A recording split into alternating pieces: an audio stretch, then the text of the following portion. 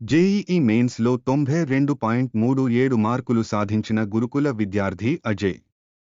Nagarjunasagar BC గురుకులంలో inter ద్వితీయ సంవత్సరం చదువుతున్న విద్యార్థి ఎం అజయ్ ఇటీవల నిర్వహించిన జేఈఈ మెయిన్స్ పరీక్షలలో 92.37% సాధించాడని గురుకుల ప్రిన్సిపాల్ రాజశేఖర్ విలేకరులకు తెలిపారు.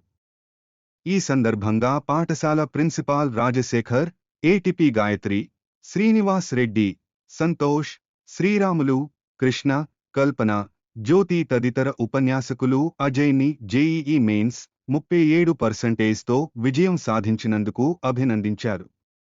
అనంతరం అజయ్ మాట్లాడుతూ ప్రిన్సిపల్, ఉపన్యాసకుల, తల్లిదండ్రుల ప్రోత్సాహంతో గురుకుల సెక్రటరీ సైదులు సార్ని ఆదర్శంగా తీసుకుని చదువుతున్నానని అన్నాడు.